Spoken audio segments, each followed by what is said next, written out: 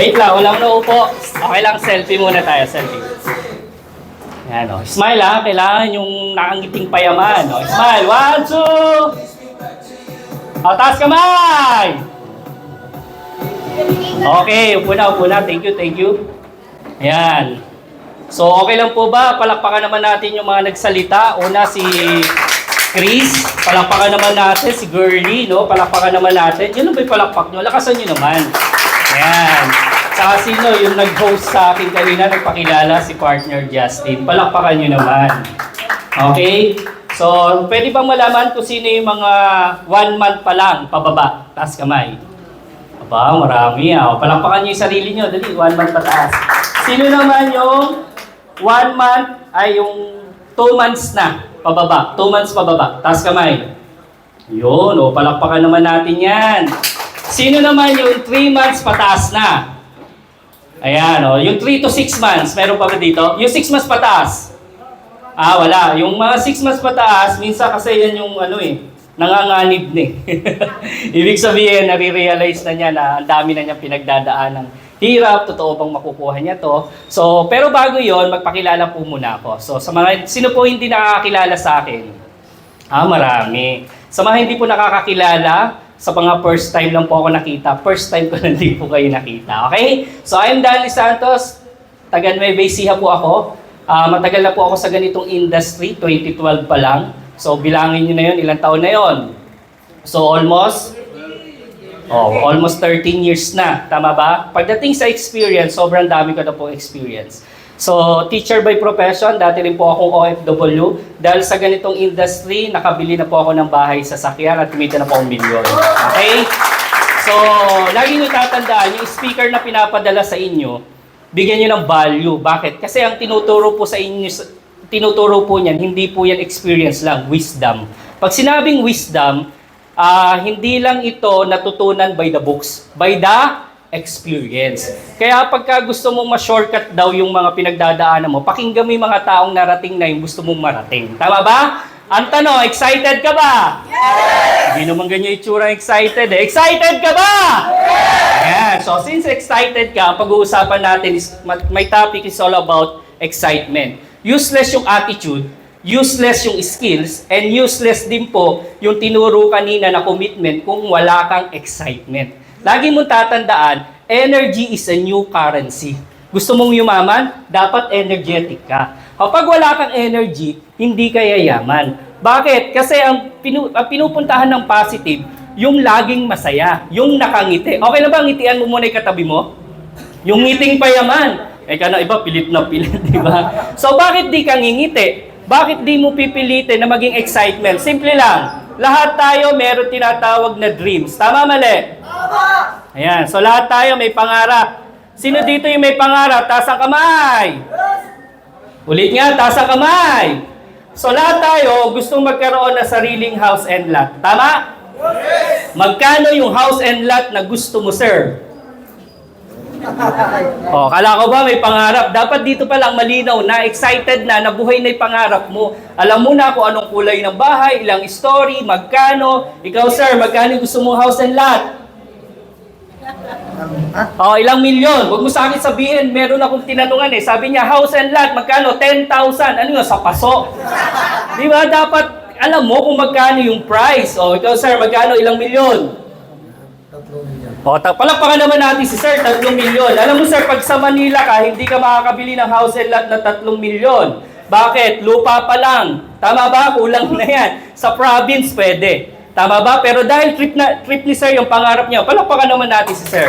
Laging yung tatandaan, ang pinakamayaman na tao, hindi yung walang pera. Ano? Yung walang pangarap. Yan na nga lang, libre na yun, tinitipid mo pa. Pwede naman 10 million, 20 million, 200 million eh. Bakit? Pangarap mo yun eh. Tama ba? Pag nangangarap ka, lakihan mo. Nagkakaintindihan tayo? Yes! So dito, sino pa mas malaki pangarap? Pino gusto kong kausap? Sir, magkano yung pangarap mo nasa dulo? Actually, 3 house and lot, mansion po. Mansion, magkano yung mansion? Gusto ko yan. 1 billion. Palakpakan naman natin si sir. Yun ang gusto ko, yun ang mga gusto kong kausap, 1 billion. May nakakuha ba yan? May nakakuha ba yan? Meron. May mga nakakuha ganyan na tao. Tama, mali? Ibig sabihin, pwede mo rin niya makuha. Tama ba? Huwag ka lang maging contractor. Hindi, biro lang. So, halimbawa, 1 billion, 1 billion. Siyempre, ang ganda ng bahay mo, wala kang sasakyan. Dapat may car, with S, cars. Magkano yung pangarap na sasakyan? Magkano, sir, gusto mo? 100 million. Palakpakan naman natin si sir. 100 million. Okay? Savings naman. Magkano yung gustong savings? Diba? Magkano? Magkano? 500 billion. 100? 500 billion. 500 billion. Palakpakan nyo naman yun. 500 billion. Okay, malupit naman. Yung mga gusto mong kausap, pinakaka-excite. Bakit? Billion-billion na to, ha? Huwag lang maging contractor. Illegal yun, ha? So, syempre, travel. Okay? Malamang, pagka nag-travel ka, may sarili ka ng jet. Bakit? Billion eh. Sa travel, magkano, bro? Kim, ha? Hong Kong. Hong Kong, magkano yun? Magkano yun? Magkano yung trip mo? Ilang milyon? 50 million. Palakpakan nyo naman, 50 million. So, ang sarap mangarap. Tama, mali? Pag pinag-uusapan yung pangarap, na-excite ka ba? Yes! Na-excite ka ba? Yes! Dapat lagi ka excited. Bakit? Pagpunta mo dito, ang pinag-uusapan, pangarap mo, hindi para sa'yo, para sa pamilya mo. Kaya kailangan, pag nasa hub ka, huwag mong iisipin, ay, gigising na naman. Mag-i-invite na naman, mapupuyat na naman, marireject na naman. Huwag yun yung isipin mo. Ang isipin mo ano? Pangarap mo. Lagi mo tatandaan, ikaw to, you. Bago mo makuha yung pangarap mo, may nakaharang dyan. Ano? Yung problema. Tama? Ibig sabihin, bago mo makuha yung pangarap mo, kailangan malagpasan mo yung problema. Sino dito gustong maging Joseph Lim? Taas kamay! Sino dito gusto yumaman? Taas ang kamay! Lagi mo isipin, kung gusto mong yumaman, ang problema malaki. Kung ngayon pa lang, gusto mo nang makuha yung pangarap mo, pero ayaw mong dumaan sa problema, kalimutan mo na yung bilyon-bilyon. Kalimutan mo na yan. So, anong point ko? Kailangan yung problema mo, okay lang po yan. Ang kailangan mong gawin, lakihan yung pangarap mo, kasi bakit? Ikaw to. Halimbawa, ito yung problema mo. Kailangan na lagi mo nakikita, hindi yung problema. Ano yung nakikita mo dapat? Yung dreams o yung pangarap mo. Kapag nakikita mo yung pangarap mo, pag mas malaki yung pangarap mo kaysa sa problema, kahit anong problema, kaya mong lagpasan. Tama, mali? Naniniwala ka ba lahat yan makukuha mo? Yes! Lagi mo isipin, yung mindset at yung sinasabi mo nagkakatotoo. Okay lang ba itaas yung kanang kamay? Titigan mo. Pero bago mo titigan yan, okay lang ba request ko, pagpantayin mo muna yan. Nakikita mo yung ganito mo? Sa ganito mo, pagpantayin mo. Kasi ganun mo, pantay ba? Pantay, di ba? Hindi, pantayin mo muna. Pantay. O, sino hindi pantay? Abnormal yun. Pantay. Okay, pantay ha? Pantay. O, tingnan mo nga yung kamay mo. Tingnan mo, tingnan mo. Isa lang, yung isa lang. Kanan lang, yung kanan. Yung kanan lang. Lagi mo tatandaan, may power yung words. May power yung sinasabi. Tingnan mo, tingnan mo, tingnan mo. Sabihin mo, grow bigger. Grow bigger. Kailangan convince. Titigan mo yan, huwag ka sa akin tumingin. Grow bigger. Gigil na gigil ka. Grow bigger! Grow bigger! Grow bigger! Grow bigger!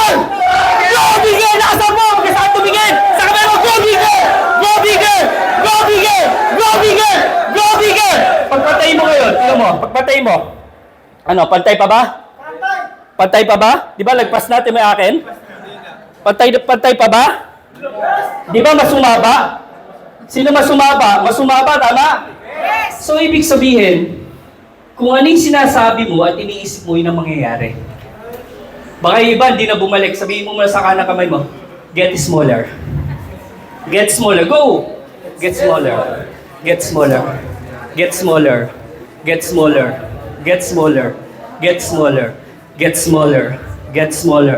Get smaller. Kasi ba, di na bumalik eh. Get smaller. O, pagpatay mo na ulit. Hanggang dito.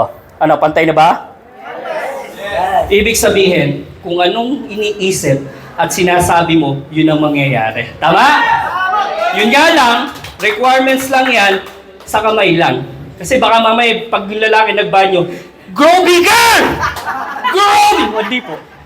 Babae pagpasok, grow bigger! Hindi po, hindi biro lang. So, ibig sabihin, kung anong sinasabi, yun ang mangyayari. So, kailangan excited ka. Tama, mali? So gusto kong patunayan ng mga tao dito ngayon, nagkano ka excited? Sasabihin mo sa sarili mo, mayaman ako. Mayaman ako. Mayaman ako. Mayaman ako! Huwag mo titigil sarili mo. Mag-focus ka sa sarili mo, mayaman ako! Mayaman ako! Mayaman ako! Mayaman ako! So bibigyan ko kayo, bibigyan ko ngayon na activity. Kung sino makakagawa, 10 seconds lang. 10 seconds lang na meron ka sasabihin na 5 tao na i-convince mo siya ng 3 beses. Ibig sabihin, for example, mayaman ako, mayaman ako, mayaman ako, nakaisa. Mayaman ako, mayaman ako, mayaman ako, 2. 10 seconds lang. Kung sino makakagawa, yun lang ang yayaman. Maniwala kayo sa akin. Kung sino makakagawa, yun lang ang yayaman. Kung sino yung may energy at excited, yun lang makakagawa. Gagawin mo to hindi para sa akin. Gagawin mo to para sa iyo, para sa pangarap mo, para sa pamilya mo, para sa iniwan mong mga pamilya. Iniwan mong anak, iniwan mong nanay, iniwan mong parents, iniwan mong kapatid. Gagawin mo to para sa sarili mo, hindi para sa ibang tao. Kaya mag-focus ka sa sarili mo. Wala kang pakialam sa sasabihin ng iba. Bakit? Pangarap mo pinag-uusapan, no? Tama? Yes! So gagawin ba? Kailangan tumayo lahat. Meron kang 5 na magpagsasabihan na convince mo sila na mayaman ka. In 3, hey! Wala pa. Wala pa po.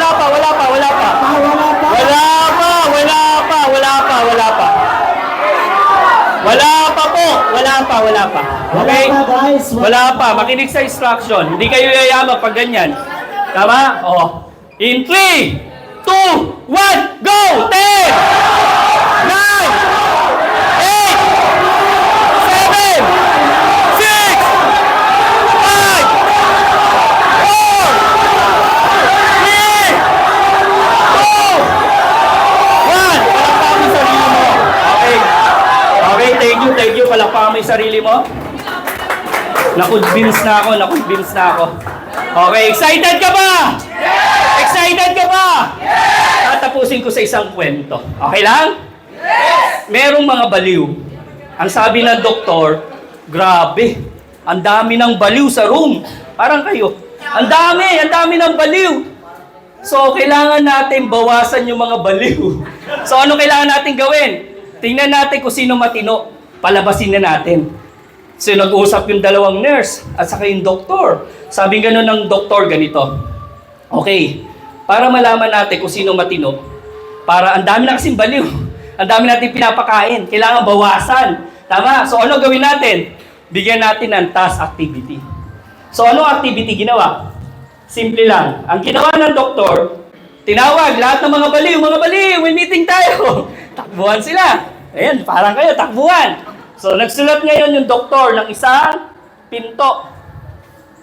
Ayan, pinto. Okay? Ngayon, congratulations sa lahat ng makakalabas. Pwede nang makalaya.